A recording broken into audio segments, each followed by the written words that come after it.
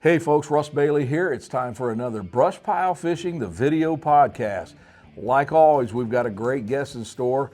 You've seen this man on the show a couple of times. It's always a great time when I get to go down there and fish at the compound. Les Smith. How we doing, Les? Hey, Russ. Doing great, buddy. Man, Yes, I tell you, man, run into you on the water, run into you here at Grizzly. Hey, everybody's a grizzly, man. That's the place to be. I'll tell you what, folks, we're doing this podcast from the Grizzly Tackle Show. If you've never been here, there are people that spend 4 days vacation to come down here for the seminars and the sales and everything. It is a who's who of crappie fishing, and if there's something that you're looking for in the crappie world, you don't find it here, that probably don't make it anymore. You know, Russ, what's cool too is people don't understand there's so many good fishermen here. Oh, yeah. I mean, it doesn't matter how you fish, what style. I mean, it can be live scope, long lining, cranking, power trolling, it doesn't matter. There's somebody that'll spend the time to talk to you. Yep. I mean, they'll help you. It's an awesome place. Mecca. So today, okay, if you've watched our shows, you know this is Mr. Power Trolling himself. And I'll be honest with you, we have done back in the past, some shows we called Power Trolling, Crankbaits and this and that. But the true power trolling is what I've been doing with this guy. And Les, I know you're fortunate. You get to fish some of the best lakes in the country down Absolutely. there. But I tell you what, when you called the first time and we talked about doing a show, and you were talking about 3-ounce sinkers and going 1.5, almost 2 miles an hour, and I was like, man, how are you going to do that and keep the lines down? It didn't take long, 20 minutes in the trip, I'm like convinced, man, this works. It works. And the thing is, folks, I think all the shows that we've done in the hot summer months, July, August, and we have crushed the big fish. But Les, I want you to take some time, if you would, and tell the folks how you got on the power trolling. And folks, the power troller rods, this is the man that helped design those. But how did you get started in this? And then we'll go into the technique. Russ, I was fortunate. My dad is one of the best crappie fishermen that I've ever been around, A.E. Smith, and fished a lot of tournaments. He and Mom started fishing the Crappie Masters, Crappie USA tournaments. He retired when he was 55 years old and lived to be 88. He just passed away 3 years ago, so miss him dearly. But he and Mom run all over the country fishing tournaments. Unbelievable. Had no live scope, and probably had just a little bitty graph that he was Just to see his depth. To see his depth. That's about it. And but he was doing this technique back then, and believe it or not, it's ironic that it was B&M. So B&M has a power troller now, so it's all evolved into what it is today. But he had gotten a cane pole. He got cane poles that were 20 foot long, and he cut the end of them off, and he tied his own eyelets on those cane poles. And he and Mom fished tournaments. He had a 12-ounce weight on the bottom. And he had, back then, it was unlimited how many setups you could have on a pole. He had 5. Let me tell you, man, you talking about wild and crazy. I mean, 12-ounce weight, 20-foot cane pole, cut off on the end, and he's got 5 setups. And he's going down the lake just blasting. And man, it's like cutting pulpwood. And so that's how I learned how to do it. And my mom was right there with him. And how she did that, I have no idea. But 12-ounce weight's a lot of weight. That's a lot. And then all the hooks and everything. And all the fish. And sometimes you got 2 and 3 on the line. And but they had a ball. And so that's how I learned how to do it. And it was my absolute favorite way of fishing. I see so many people come up to me here at the show, and they say, and that was funny, I was telling you about when they saw our show, and one of the guys said, man, I want to meet you. I'm following you. I watched the BrushPile Fishing Show, and he said, the reason I watch is because it looks like you have more fun with that fishing style than anybody I watch out there. And I can attest to that. And so you know what you and I do when we get in a boat, and but it's just a lot of fun. It's an adrenaline rush. It's a completely different way of fishing than what people call spider rigging and slow trolling. It's kind of a slow way of doing stuff, but this is pretty fast and furious. And well, and as far as the technique, folks, like he says, it's different than spider rigging. Although we've got our rods out the front, we've got the Driftmaster rod holders. Now, one thing you can use, like the T-bar systems from Driftmaster or the individual rod holders. That's your preference, you know, whichever you prefer. But this is one thing, and I tell folks when I do my seminars, you know, there's some methods in crappie fishing you can get by with some cheaper stuff, and you don't want to go cheap on this because you're going to be frustrated. You got to have equipment can handle this. Yeah, and I'll ditto that 100% because you got to imagine an 18-foot pole. You got 3-ounce weights. You're running 1.7 miles an hour. Jigs. And jigs on there, and you catch a 2-pound crappie, and when you hit it at 1.7, that 3-ounce weight, it's some pressure on that on that holder. I've been there and I've seen it. We'll hopefully get some video on this, but where them rods just almost go under boat, and you don't have very long. So now you're setting a hook, and like he says, you've got all that stuff. You got to have the equipment that can handle it. Yeah. So you're going with a 16-foot rod. Tell the folks what setup we're using. All right. Basically, I'm going to start out with the poles. B&M is the pole of my choice because I helped design it. It's actually built for power trolling. I'm actually using 18-footers now. When you were fishing with me, we were 16. We were 16. And I've gone to the 18-footers, and I'll tell you why. When live scope came into play, it seemed that the magic number that all the live scopers would say, if you get under 20 to 18 foot, you better be real careful because you're going to spook fish. So I thought, well, okay, if that's the case, why not go to the 18-footers, give me an additional 2 foot, get it out away from the boat. And believe it or not, you can buy the 16s, you can buy 14s. I know people that fish them and do very well, but you will outcatch 3-to-1 with the 18-footers. Made that much of a difference. It made that much difference. And all my buddies now that come and fish with me, they're all running 18s. But the 18-footers gives you a little wider spread, gets you out there a little bit further. But that's what we use is B&M power trollers. And then at that point, we're going to take and I'm going to show you the line setup that I use. Now here's what's so cool about power trolling. The dual action part of power trolling is so cool because there's maybe some people that like long lines, some people that like to run crankbaits. So you can power troll at the same time. As you're doing that. As you're doing it. So that's what makes it really fun because I take some people out and they say, man, I want to get back here and I want to run these lines. I'll get back there, go. And I'll set up there and run the power trollers. And but I'm going to show you my setup. This is just a little noodle, and it's an easy way to have a line set up for you. But I just take and put these on the noodle, and you just take and unwind it, pulls it right off of there. But I'm going to show you this setup. Now, Russ, there's so many. When we get into how you rig, I know people that run the weight on bottom. Mm-hmm. They do okay. I mean, I'm not saying they don't. They seem to catch fish with 2 setups above it. Okay. I did that for years, running the weight on bottom like my dad taught me how to do, and have 2 setups above it. Then I went to the Captain Coleman rig because I thought, well, maybe I'll try the Captain Coleman rig. They were successful with it. let me tell you, anytime you can follow those boys, it's got to work, And but anyway, I tried the Captain Coleman rig. Here's what I found. Now I'm running the weight on top. Now let me explain to you why. And it may not be the same with a 3/4 ounce weight because you can run it. Captain Coleman does very well. It may not be the same with a 1 ounce weight. You get a 3 ounce weight and you get it in the middle of that setup, the fish feel it. The fish have got to feel it. If you sit and think about it, he hits this down here, and all of a sudden that 3 ounce weight is in the middle right there, right. And he has no place to go. He can't run up the line. It's sitting right there. He feels the resistance. So what I was finding was that I was running those setups, and boy, we got to call them what we call drive-bys. They come by and boy, they'd hit that thing, and I'd say, dude, just spit that out, and it'd be gone. I mean, it'd bend that rod tip. So I said, I'll fix that. I said, long lining is so cool because there's no resistance. There's nothing on this setup right there.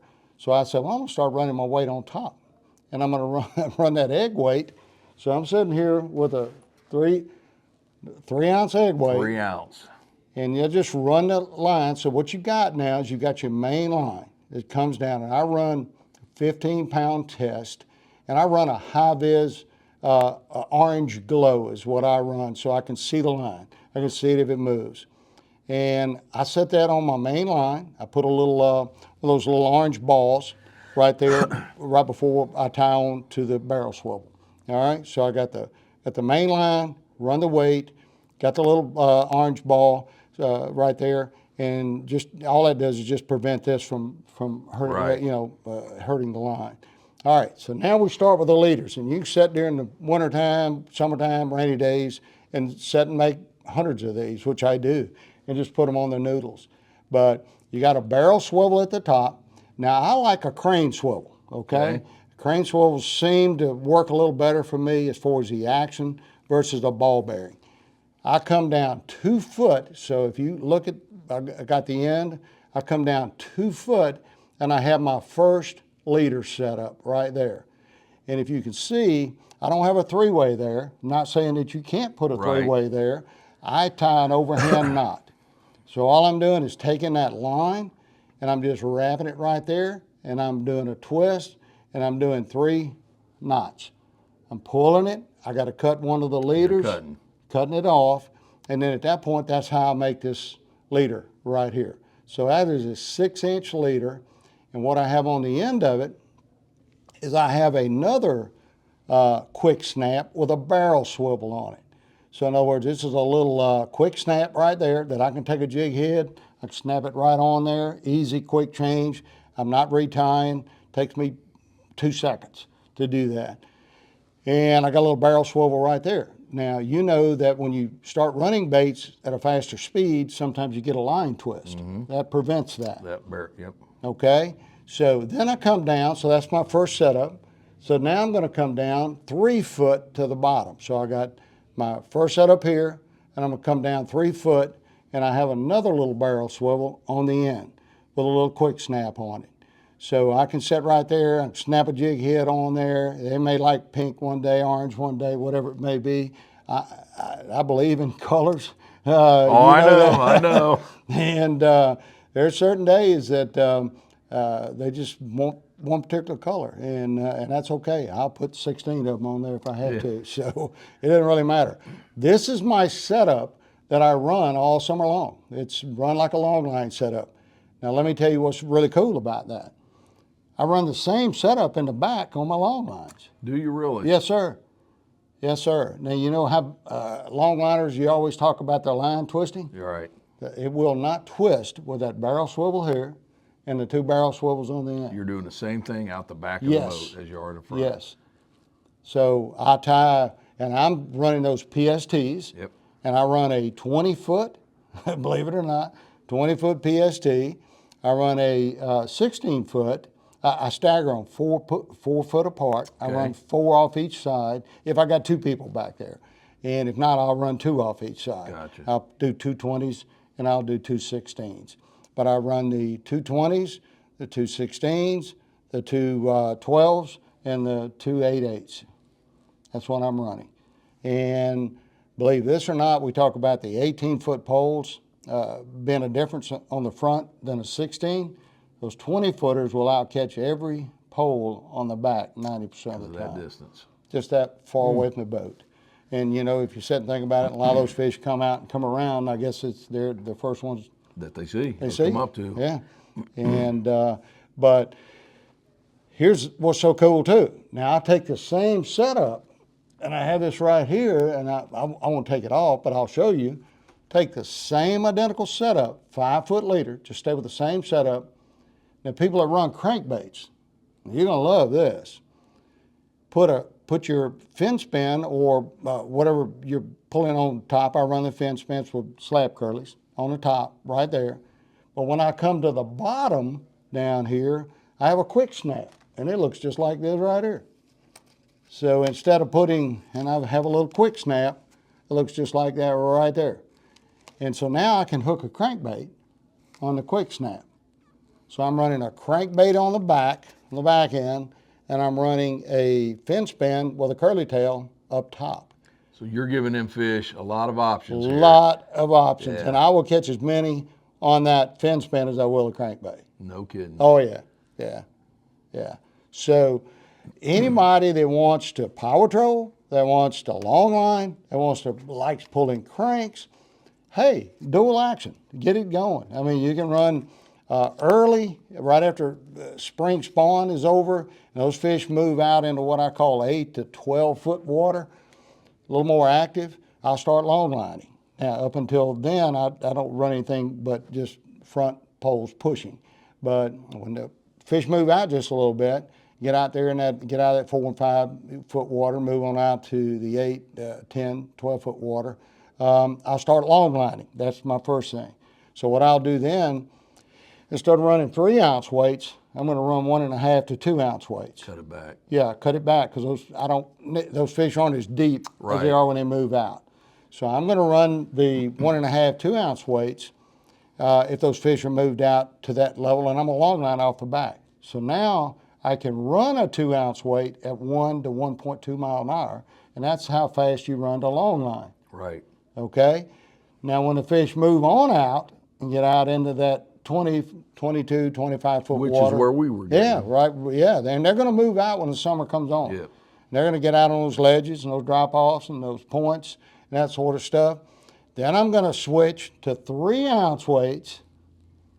And now that way I can take my crankbait setup, because I run crankbaits at 1.7. So now I can, in order to run 1.7, I have to have 3 ounce weights. So I match and coordinate the time of year with the style of fishing that I'm doing. In the summer, you're basically 3 ounce. Oh yeah, I'm getting it. Yeah. I'm getting it. From, once those fish move out, and when I say out, I'm going to say that from the end of May through September, end of October actually. The style of fishing that I'm running is, I'm getting it. I'm running 1.7 miles an hour. And folks, I got to see this, like I say, the first time we did a power trolling show, he was telling me about it, and I'm like, man, I just can't imagine with all that weight on there and everything, and then we're flying basically. But that's what we're doing on the big flats. We're covering a lot of water. Yeah. I mean, it's all reaction. You know, those fish, they're hungry, they're feeding, they're chasing shad. You're getting out there and you're just looking for those big balls of fish. And that's the other thing, okay? He talked about the baits he's using. He'll show you these. Yeah. These are not small baits. These are big, bulky baits. He's after that reaction bite. We have caught fish on these things. Some of them you think, what's a fish thinking, you know? Because they were about the same size or a little bit bigger, but these are big baits. Yeah, I mean, we call them big and nasty. They are. And they are. This happens to be a Pro Series that I helped design with crappie magnet, and these are slab curlies. And what I do is I take and run that slab curly up behind or under the skirt of that Pro Series right there. These are some different, I just happen to bring these, different style, different colors that I use. But these are called Pro Series with a slab curly.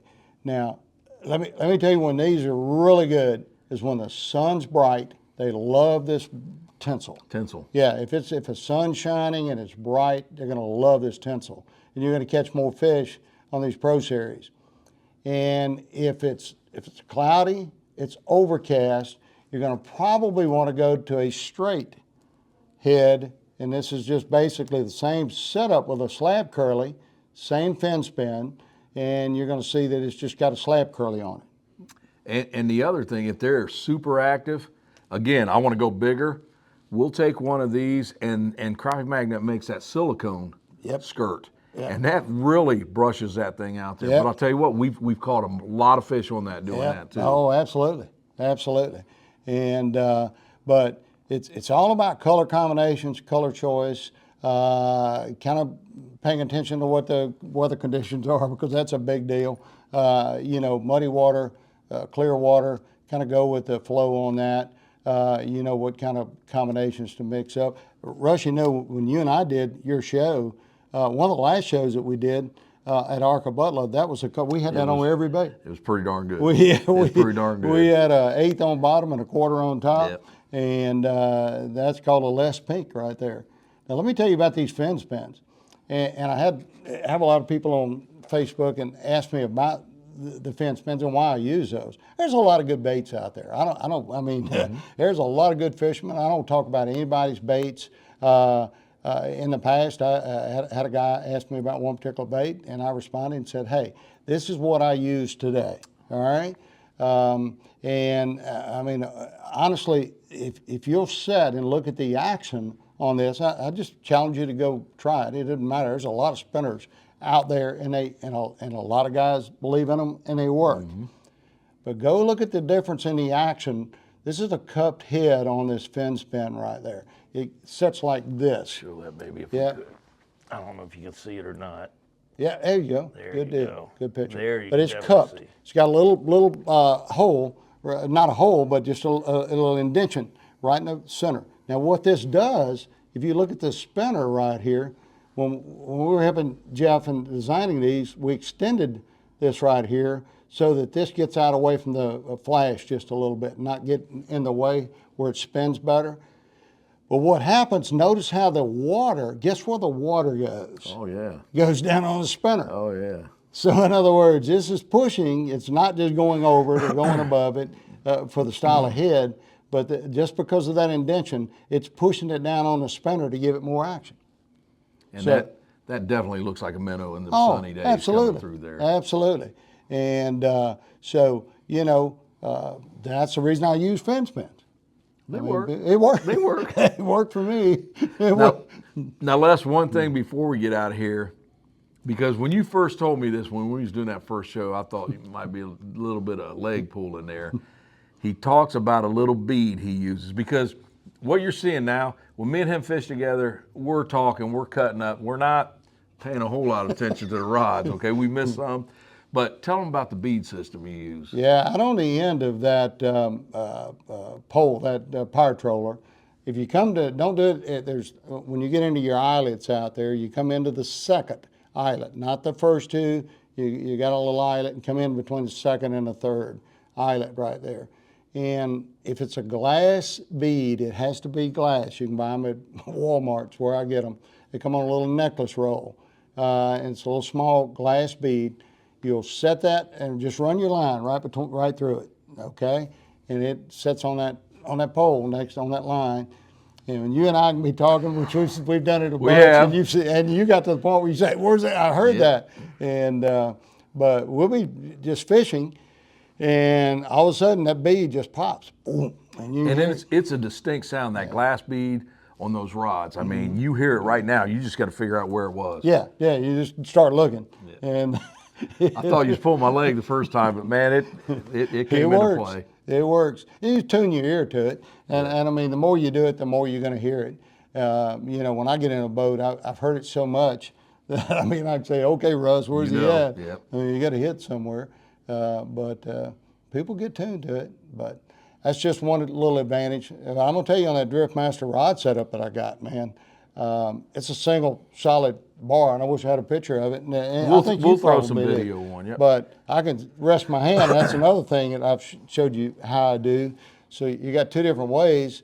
You don't always have to be sitting there just continuously just staring at poles all day. You can talk, and you and I can be jawing around and having fun. And we'll say, I either felt him, because you can feel it. If you get a bump over there, you can feel it on that rod, on that Driftmaster rod holder. And that single bar system. And that's why I like a single bar system over a single bar system. Yep. I said that wrong. You like the multi. Solid versus the singles. Yep. So this is my bar, and we can show pictures of it. David built that for me for power trolling. And it's heavy. It'll handle any size weight, anything you want to put on it. But those are just some of the techniques that work for me. And again, folks, he's doing this almost year-round now. I've got to do a couple shows. Absolutely love it. It is very productive. If you want more information on this, check out the shows that we've done together. Just go to our YouTube channel, BrushPile Fishing. The shows are completely free to watch. You don't have to join anything, but check those shows out. Power Trolling with Les Smith. Hope you learned something here, and I hope it's intrigued you to where I'm going to give this a try because it's an awesome way of fishing. It's fun. Les, Russ, thank you, sir. look forward to it. Folks, We'll do another one this year. oh yeah, we're coming back down. And Mark from Garmin, we're going to get you down there and you're going to catch some slabs. So folks, I hope you enjoyed this. Before we take off, I want to remind you, it doesn't matter if you have the iPhone or the Android phone, get the BrushPile Fishing app. It's completely free. It is a super, super app. The first thing that you get, all of our shows are right there at your fingertips, okay? We always list the newest show first. We do one new show every month now. All of those are there. You have, my most important feature in it is a log. I used to keep a written log every time I went fishing. Now everything's there on that app. You can put water temperature, bait you were using, the date, everything. It keeps that for you. Say you see this man, and if Les was a guide and you said, man, I'd like to fish with him, all of his information's there at bio. You can actually book trips with our guides that we fish with right through the app. And again, the best thing, it's completely free. So get that app. Folks, I hope you enjoyed today's show. We will be back with another podcast. Les, once again, thanks, brother. Sore lip them all. I'm ready to get down there. Let's go back down there and sell some B&M rods. I'm ready. Take care, folks. Thanks for joining us. See you. Thank you.